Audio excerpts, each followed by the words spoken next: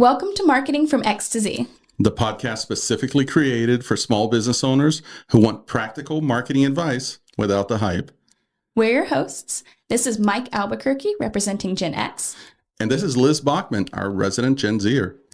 We're here to share honest insights, real-world experiences, and tangible strategies to help your small business thrive. Hey, Mike, do you want to start a podcast? Let's do it. Welcome back, everyone. We're talking about marketing systems that save your sanity and grow your business. What episode is this, Liz? 8. Wow. Okay, we've made it. We're almost at the double digits. We're close. We are close. We're gonna make it. Stick with us. Yeah. I mean, it's almost like we have marketing systems and are batching things to make that happen or something. I don't know. What? I know. Are you giving people a peek behind the curtain? I feel like we haven't really hidden that super well. So I only have this one shirt. Yeah. Guys, book Mike's services. He needs your help. Yeah. You'll be able to buy more clothes, please. Oh my gosh. Okay. All right. So let's just jump right into it. Why do business owners find marketing so chaotic? There's so much noise out there. Yeah. Right. There's a lot of different messaging around marketing for small businesses. There's a lot of, hey, you should be doing this. If you're not doing that, you're losing money. Mm-hmm. You know, here's this magical tool that will cut cut what you're doing down from 10 hours to 2 minutes. And we're going to be getting into tools a little bit today, but there's just so much noise out there when it comes to marketing and how to do it.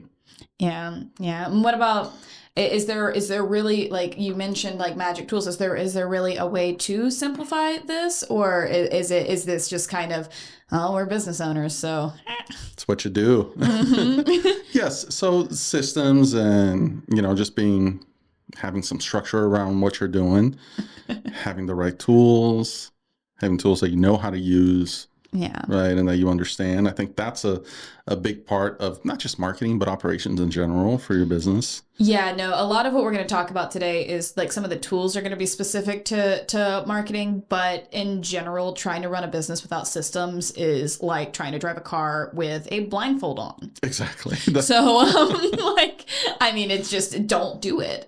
You are going to not like yourself if you do it. You'll at the very least get a ticket, I would imagine. That's probably best case scenarios. You get a ticket. I want an illustrated graphic of the business police guy with the ticket for the lack of systems. That's what I want out of this session. There we go.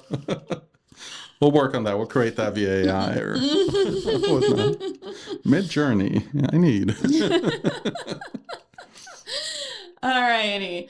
And so one of the things that people struggle with, business owners really struggle with, are the repeated tasks. So I often, as somebody who does social for a living, one of the big things that I see business owners struggle with is coming up with content and creating content on a consistent basis. Mm-hmm. Because when you do social media, you're looking at at the absolute minimum, 14 things a month, but usually it's more like 30, 60, 80 pieces of content a month that you have to organize and do. And especially if you're a small business owner who's not outsourcing this, you're doing that all yourself. So without systems, it's I'm guessing that a good portion of our audience right now just felt this big sense of overwhelm when you said 14, 30, 60 or more. Yeah. I mean, but that's why business owners start doing social and then they stop doing social because they don't have the systems in place to sustain that without it becoming this big, overwhelming cloud of stuff you have to do all the time. Yeah. So, but it doesn't have to feel that way. We are going to talk about it. It does not have to feel that way. It does not have to be that way. We'll give you some ideas here to solve that sense of overwhelm and get you some good strategies, some good tools, and ways to go about this. Yeah, while I drink my coffee because I totally slept enough last night. So let's start by talking about tasks that small businesses should systematize first. Where do we begin when it comes to marketing tasks? I should clarify. Yeah. Okay. So this is a total. If you are a business owner and you are not scheduling your social media content, your blog content, your email marketing and stuff like that, I don't know how you're still alive. Honestly, like that is like, I talk to people and they're like, oh, I just have to remember to post something. And I'm like, oh my gosh, you're doing that in real time. Why are you doing that in real time? Look, now, if you have like a cool idea, like something that's just like, oh, I'm talking about this and I want to post it, that's one thing. But if the bulk of your stuff is not scheduled, you are exhausting yourself for no reason. You are making yourself so tired for no reason. And I feel like there's, like, you'll hear some people online saying you need to develop a habit of a certain time and whatnot. But whenever I hear actual real people, right, business owners, not the online front, but people who are doing that, it is exhausting. They don't know how you get more than one piece of content out a day. And even to get that one piece, it's like, well, I need to sit down and I need to think about it. I need to write it down, because you're switching gears, right? You're going from the mindset of, I don't know, figuring out how to pay your taxes or how to write an invoice, send an invoice to someone. You're switching the task that you're doing to now be a marketing task, and which always causes delays. Yeah. So the people that are talking about like posting at the same time and like real time stuff like that, what they're not telling you, or the part they're not saying out loud, is their full-time job is doing that. And you know what? It might be some benefit. Maybe there might be something good about that. I mean, it's always good to be able to like respond to comments and stuff quickly. So if you're online, you're more able to do that. However, if you are running a business and your business is not being a social media content creator, then we have to think about the level of importance of different things and like the priority there. So scheduling your content and being present and checking back in when you have availability to answer comments and things like that is going to be a much more realistic approach to this than trying to remember every day at 11:15 a.m. to post like, that's just, I can't do that. I don't do that. Scheduling tools are my friend. So it's all of that to say, schedule your content, schedule your stuff, write it in advance so you can schedule it. And it doesn't just have to do with social media. Like if you're doing any sort of content, like blogs, for instance, if you're posting blogs, then schedule them out, right? If you don't have to post a blog as soon as you finish writing it, right? Schedule your month. Yeah. Absolutely. And the other one's going to be reporting. Right. So for me, again, in the social space, my software generates a very basic overview report of everything that's going on each month so that I have the numbers to look at. Yeah, reporting, I think, is important because it helps you stay on top of what's happening, right? And give you an idea of if what you're doing with marketing is working or not. And if you can schedule those reports, most tools out there that provide reporting, well, guess what? They also have built in some sort of schedule for that report, right? So you're getting it every month or you're getting it every week, depending on what you're looking for. But set that up so that it's coming to you so that you can glance at it and get any insights from it. Those are things that are top two that you got to do right away. Yeah. I mean, they're very low hanging fruit, and they're like, I mean, because there are free options for these types of things. Like, it's not even like a super expensive thing that you have to invest in, and it will save you so much time. Yeah. It will save you so much time. So Liz, tell me, what is the process for creating a simple but effective marketing system for yourself or for your clients? Something you've used in the past or using in the present? You know, your tone changes when you read versus when you're talking. I know, it's terrible. I'm getting more used to it. It's because those questions are written by Liz, by the way. So it's in your voice, not my voice. It's in my voice. I've set him up to be able to tease him. No, And then when I freestyle, you can't tell which question I'm at. Yeah, I know. And then I'm like, what is happening right now? But yeah, so when you're creating a system for yourself, so there's a couple of different approaches for this, right? So when I am creating, I mean, I could go through like a content planning framework, or I could go through an organization framework. What would you like me to dive into here? What do you think would be the most beneficial? Oh, let's go through a content creation Because I think there's some parts that I'll be able to chime in there as well. Yeah, absolutely. Okay, so I can speak the most to social media content. But one thing that I really, really like to do is, so there's two settings here. All right. So the first is we need to batch create our content. We need to batch create our tasks. As you mentioned before, when we switch between different things and different ideas, different modes, every single time we do it, it creates a delay, right? That's not just true when switching from operations to finance to legal to marketing. It's also true when you're thinking about switching between different types of marketing tasks, because different marketing tasks require different parts of our brain, right? Okay, so I was walking somebody through creating a content calendar the other day, and they were like, this takes me forever all the time. And that makes sense because they're not doing it all the time. So you start by developing your calendar. The first thing you need to know when you're developing your calendar is what is important to you this month. What's important to you this month? What's going on? Do you have any big jobs coming up? Do you have any big sales coming up? Do you what is going on in your business? And then also what is going on in the world, right? Like maybe we don't post a photo with a smiley emoji on 9/11, right? Like let's not do that. But that happens when you don't time out your stuff, when you don't plan ahead. That's how those tone deaf things happen. Is because you didn't think it all the way through. It's just a thing. It's something that one of my former clients, they, not while they were with me, but they did it, and it was not good. But yeah, so regardless, you start there. Then from that point, you plot your content pillars. So you have to have a strategy in place. You have to have done that front end work, but you plot your content pillars to know what types of content you're creating, and you come up with those content ideas, and you do all of that at one time. So you sit with it for like 30 minutes, an hour, and actually work through that, because that is all one type of task. It is all ideation. It is all coming up with your thoughts and opinions and what you want to share, right? Then the next piece of that is coming up with how you're going to do it. So that's what you're going to do, right? And that's one brain thing. Then it's the how are you going to do it? So you're going to create content briefs if you use a designer, or you can even do them for yourself. I typically recommend you do them for yourself too, so you remember what you were thinking. And that gives you that's basically your resource pulling. That's your this is what I need to get this done. Your next set is the actual creation of stuff, because that's the creative bit. That's when you are editing videos, shooting videos, creating graphics, writing captions. That's a different setting than how am I going to do it or what am I going to do? It's the actual doing of it.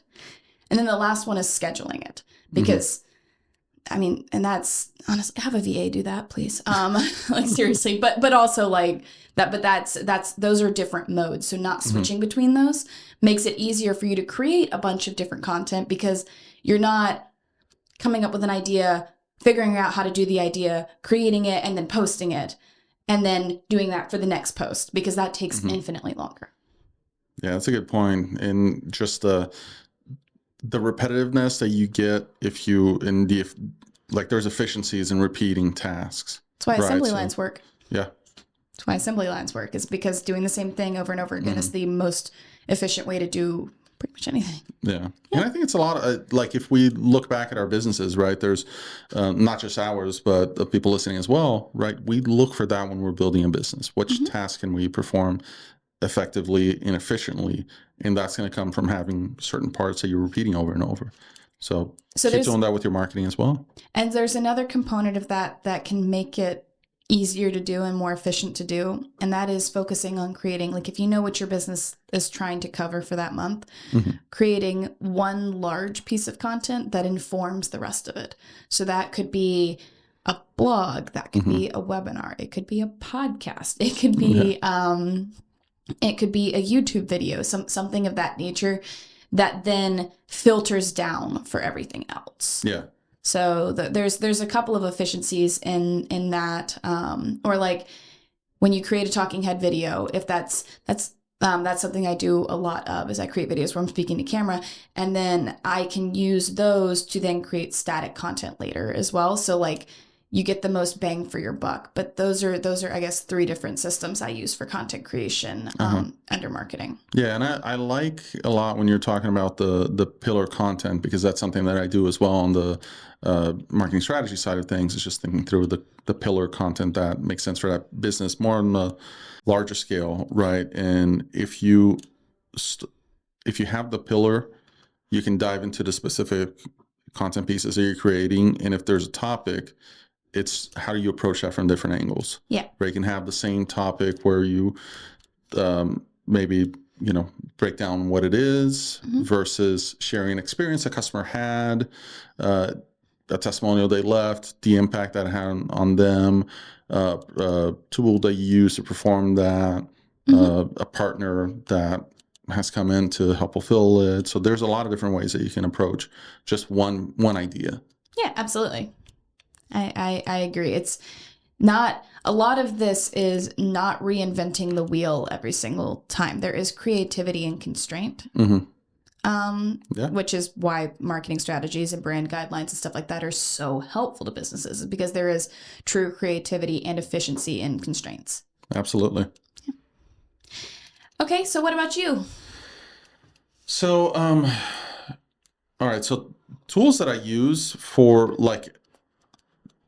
me, it's a little bit different because there's some of the content that I'm developing. It's it'll last a little bit longer in terms of like web pages, right? They're not that they're static, but they're you're making like small changes. It's to not them as over many time. micro deliverables. Yeah. Exactly. Yeah. They should change over time. You should be adjusting, as we've spoken in the past. But there are very predefined tasks, right? And so using a tool like, I like using Notion to organize things, because Notion is like a Swiss Army knife. You can do whatever you want it to do. I know. I've been playing with that lately. I've been loving it. I use I have different team members who are performing different tasks, right? And some of the tasks, like we can use a tool like Notion to assign different tasks to people and to have descriptions. But I do like breaking it down by a specific task as well. So, developing, doing the onboarding with the client, right? Doing that discovery call, taking all the information to build the site, versus then defining what the structure is going to be of the site. Is it all the way from the sitemap to what are the components of the individual pages, before then writing the copy, which is another task, and you can bulk do it for the different pages, right? There's a part of it which, if you're having different collaborators, if you have a copywriter and a designer, you don't necessarily need to wait for the copywriter to finish writing all the pages. Just send it to the designer. You can, feed them one page at a time and make small adjustments if it comes to it. But having like one task, which is, if you're a business owner, if you're doing it yourself, write all the copy, sit down, get into that copywriting mode, write it all, and then go into designing the page. Right? Absolutely. I don't recommend that you try to design and write at the same time. That doesn't really work out. It's 2 different pieces of your mind that are trying to work together. Yeah. You should be cognizant of the structure of the page when you're writing copy, and that's why that comes first, right? So if you offer 3 services, then maybe breaking it down into like 3 cards that are, horizontally laid on a desktop website. So structure, copy, design. I like that. That makes sense. Yeah, that makes a lot of sense. I use this tool to help me with my efficiencies and my processes. You said Notion, and I'm going to say that clearly, Notion with an N. I use a software called Motion with an M. Make it nice and confusing on the audio.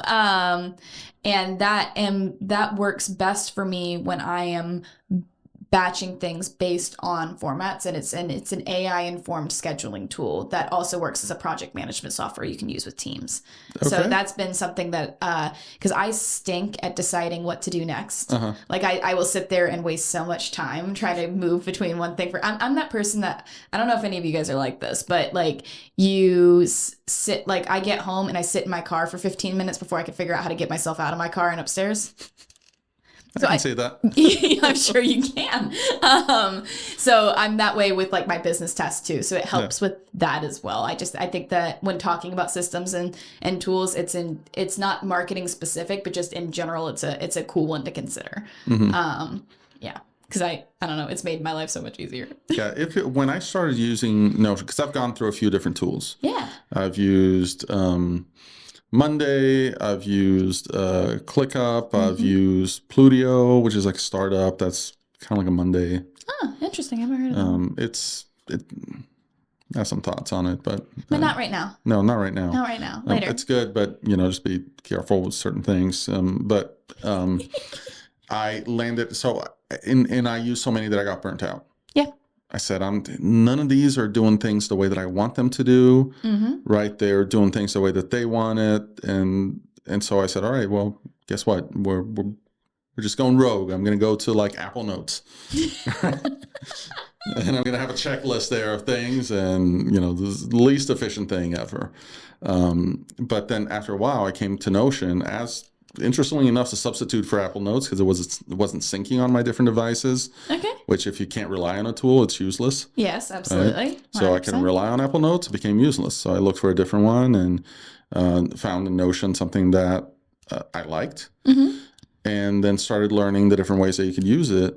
And when I was able to set up a Kanban board exactly the way that I wanted it to be set up, with all of the different fields and tags and colors and whatnot, and I started using that to assign tasks, that felt like a superpower. Okay. Like it just, like I was like, I could not believe how much stuff I got delegated and assigned in like one sitting, and then give me a place to go back and be able to look at it and all that. So I demand a little bit more flexibility from tools. I want them to do things the way that I want it done, not the way that they want to do the thing. So, well, my neurospicy brain could never. But different approaches work for different people, which is why the discussion of tools is so valuable, is because there's so much stuff out there, it can get extremely overwhelming. Yeah. And yeah, some tools are very confining. Like there's a reason that I stopped using a lot of those other project management tools, because like it had just enough off of what I wanted that it created a barrier to my ability to assign things out the way that I wanted to. I can say that. Yeah. So what about an example from a tool that you were using for marketing that made a big difference? I think there's one that you actually introduced for a project that we were working on, which really simplified that process of like content approval. Seeing myself on the end of like the person who's approving the content, not who's assigning it out, but it was really helpful, right? It was very clearly organized. It made it simple to go through things, to move them on from one spot to the next, to notifications. Once, I mean, it was, we had a gap there where I messed up my email and I wasn't getting the notifications. But not a tool's fault, not your fault. It was something on my end that, but that got fixed. But that was a tool that I thought was really useful, right? And it was just simple. Like, I feel like it was I don't know if you can do more stuff with that tool than just send content approval, but it felt like it's really good at that one thing. Yeah. So the tool's called Rella. And so the way that I use the tool is, so there's a calendar view. And so I create the content calendar in that tool, and then I assign the content that needs to be created to the members of my team that need to do it. And I add the creative brief at the bottom. And so they're able to work on that, and I assign it as like needs visual or that sort of thing. And then I will, and then after they give me the visual, it goes through approvals for me before it goes to approvals for you, unless you get nosy and decide to look early, which he definitely does. I've done it. And then you can upload the captions and things like and that sort of thing. So it works as a full organization, and it even does auto-publish. I just haven't.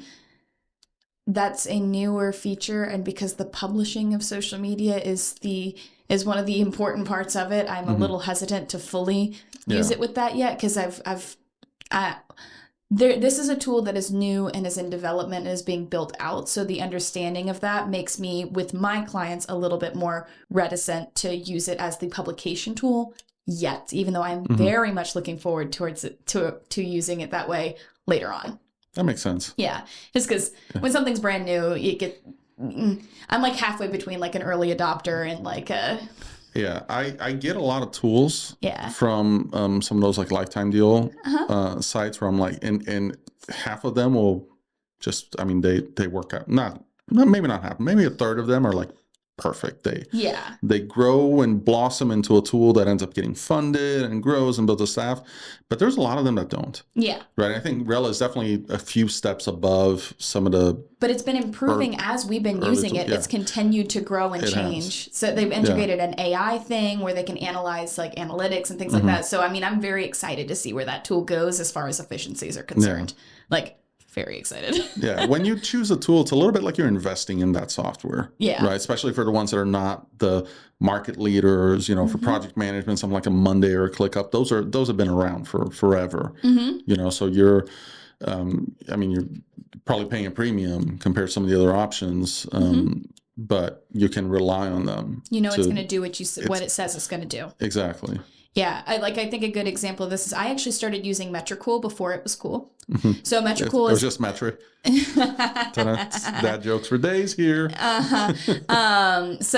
yeah, Metricool has become more popular. It's become one of those more known names, but it wasn't a couple years ago, and I was using it then because it was so much more affordable and it worked consistently, and it has continued to work. And so I have been very, very grateful to have that as an option, and I think I may have legacy pricing with it. I'm not sure, but regardless, it's fantastic, and it is way more affordable than some of the other options that are out there. Because some of them it charges by brand instead of by platform, and that's a big deal when you manage as much social media as I do.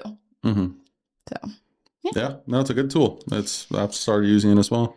Yeah, not to pitch too hard at the stuff. I'm sure we have affiliate links we can drop in show notes. But that was not the purpose of that.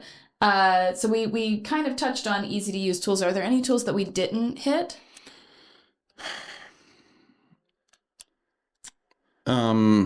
There's some when it comes to like tracking things like SEO, like Ubersuggest is one that we both use, which I like because it's one of the more affordable tools out there. Oh yeah. So you can play it.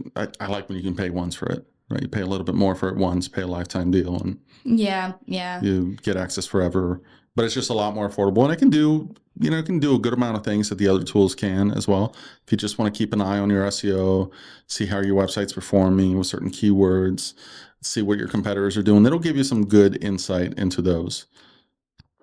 Yeah, no, I totally agree. I have lifetime pricing for my own website, and then I pay monthly for other projects because I use it when I build out social strategies for brands. Yeah, I can see that being a good tool for that. Yeah, and it's super reasonable on both ends, but I don't need the multiple seats for lifetime. I just need but it's definitely it's a really good tool for like content planning and that sort of space. Yeah, no, I go in it at least weekly for myself just to see where things are. And I love seeing like the trends of like, oh, this keyword, you went up 1, down 5, up 3, and trying to make some sense out of it. All right. What about how to create quality marketing content without spending all day on it? I kind of walk through my step of like breaking it in, like having different days for different tasks. Like don't try to just like break it up. Don't just try to do it all because your brain's gonna get tired. Yeah, you hit on all the basics, right? But it's blocking time for it, right? And for the individual tasks specifically. So don't do all tasks the same day. But block a time for ideating. Block a different day for recording. Block a different day for posting. You can equate that to anything, right? It doesn't have to be those 3 on the website side of things. It can be structure, copywriting, designing, blog posts that are equated. But block time, batch it. So do as much as you can as the same task at once, and then just get comfortable with it. The more that you do, the more you're going to be comfortable. And I think that's definitely more true for things that you're doing consistently, like social. You're not going to be developing new websites for your business every week. If you are, you should call Mike. Yeah, if you are, you're in trouble, and you need to call me because my site keeps disappearing. I need to build a new one every week. We can solve that. But you might be writing blog articles weekly, right? So if that's the case, then write them in one sitting, schedule out a few months. I did that last year. I wrote like 15 or so blog articles. Oh, good for you. And then just scheduled it out, and it was the rest of my year. It was like October, November, December. Nice. And like that. Did that in one well, I didn't do it in one sitting, but I did the ideating in one sitting. Then I did the writing and expanding in another sitting. Then did the visuals for the blog post. Please add a featured image to your blog post. And don't just steal one from Google. You can get it from like Canva or whatever, somewhere reputable. I'm really bad about that. I always forget to put the featured images on my blogs. It's so bad. Well, at least if you have it set to where your website pulls your logo, that's something. Yeah. Don't be lazy like this. All right. What about keeping track of all of this? Okay, so I am a little bit, we talked about reporting earlier. I'm going to speak for me personally. Okay. I don't like canned reports from anywhere.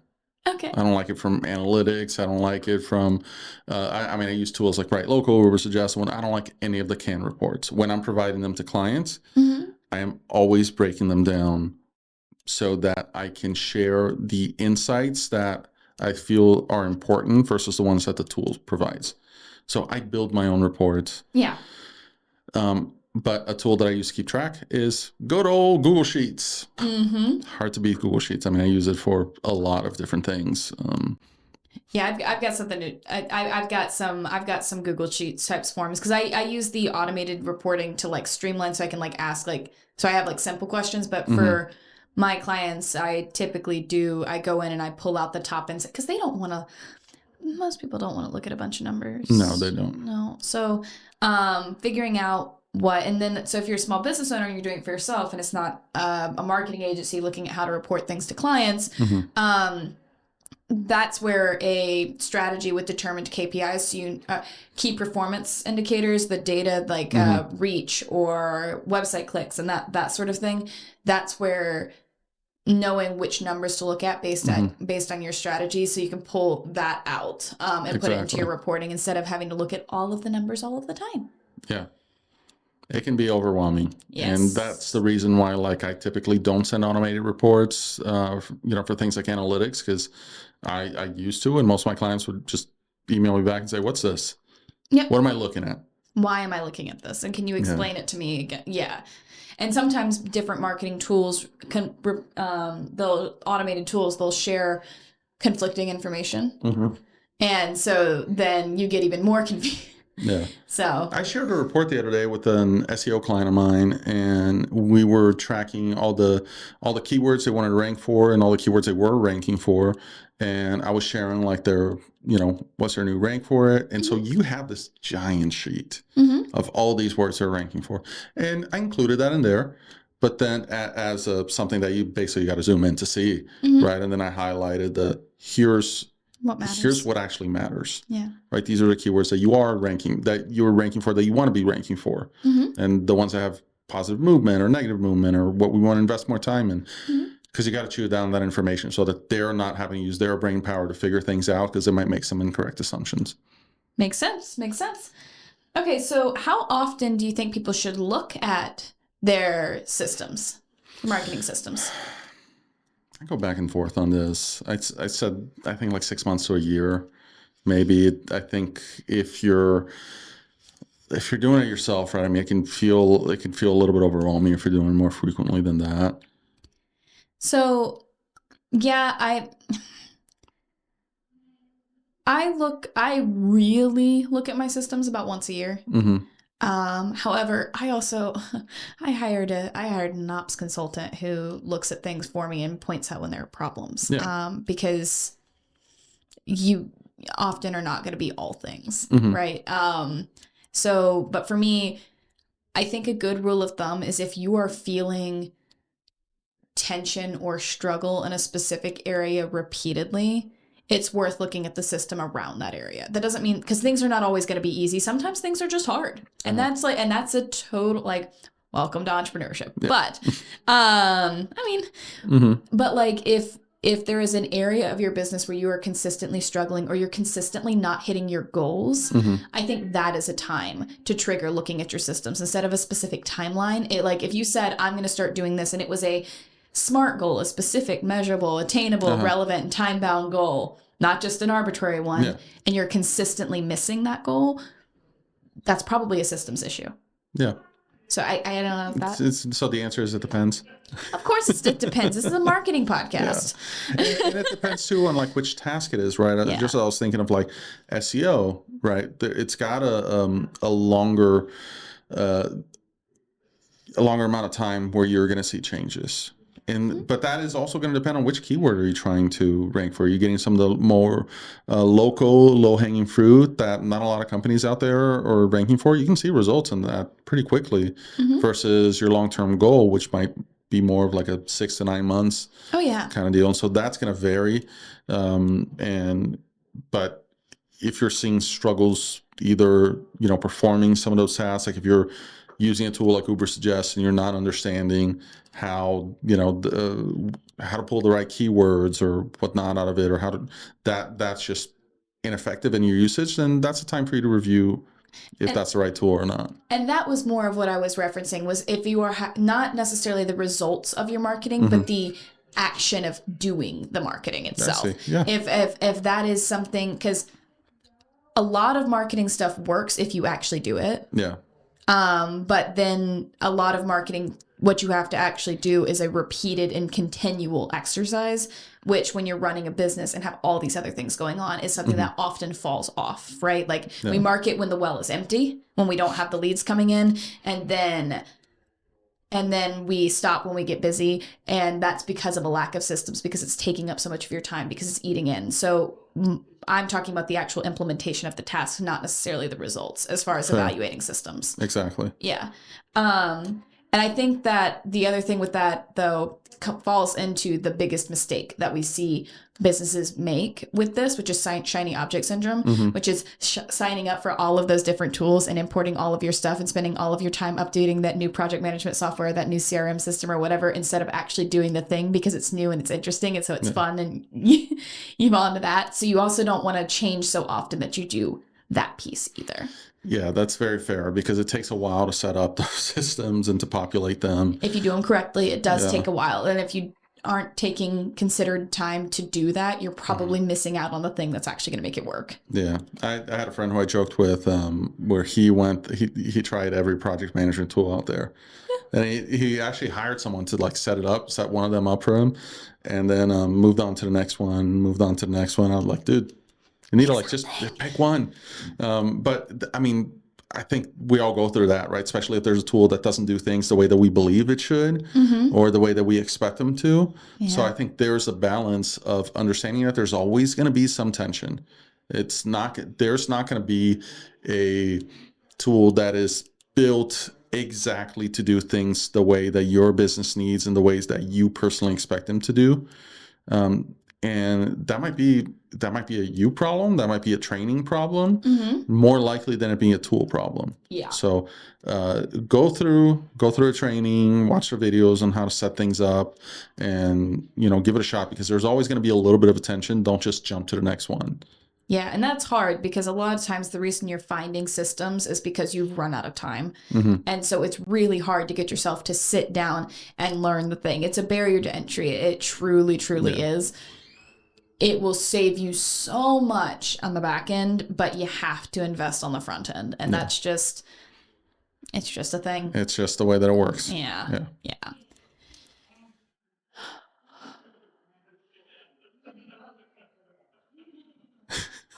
The people outside of this room are very loud. That gave us both pause, because it sounds like someone's like right here behind me. Yeah, it sounds that way to me too, but okay, well, it'll be fine. Well, let's talk about balancing, right? And balancing automative tasks and while still being genuine with the people that we're connecting with. How do we keep our marketing How do we make it still personalized if we are batching things and if we are using systems to perform that? Systems and automation are not exclusive of personalization.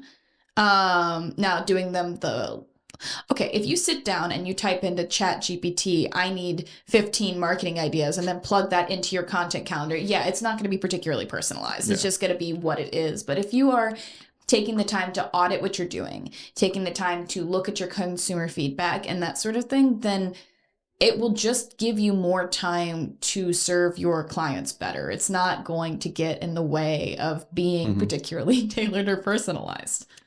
Yeah, exactly. It's like they're not mutually exclusive, right? No. The batching of things, the systematizing of things is not what the connection is about. Yeah, it's actually, and this is a pushback I actually had with my ops person when I was trying to figure out a standard for creating my social media strategies, was that I think that, like, I was like, well, it has to always be specifically tailored and it has to be completely unique to each thing. And what I found is that the service is better when I follow the systems and then add slight tweaks when there need to be slight tweaks, but I don't try to reinvent the wheel every single time I do something, because inevitably something gets forgotten. Yeah. There's a lot of like issues that the majority, I would argue, are not going to be specific to the business, right? They're going to be common struggles that are shared. Yeah, absolutely. All right. Do we want to do the wrap up questions? Ooh, let's wrap this up. Let's wrap this up. What is one marketing system that people can start using immediately? Yeah. So implementing. The marketing system people can start implementing consistently from the social media person. Let's go. Is going to be creating a written content calendar. All right. Write your stuff down in one sitting. So that you have something to operate off of. I like that. And write one thing. You can start big, right? And then break it down into smaller bits. Yes, absolutely.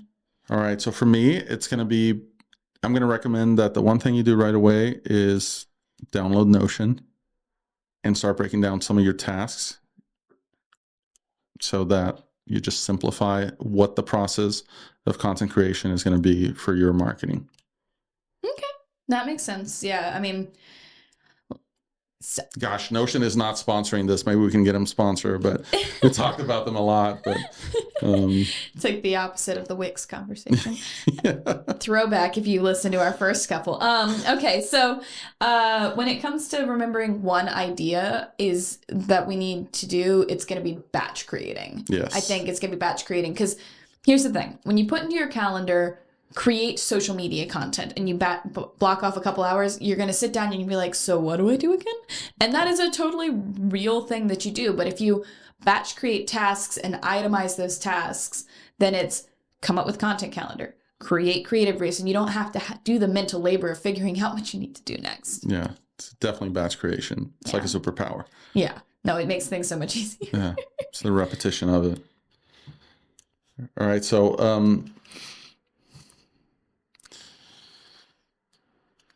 to make sure that things are working right, what is one thing that business owners should be consistently asking themselves?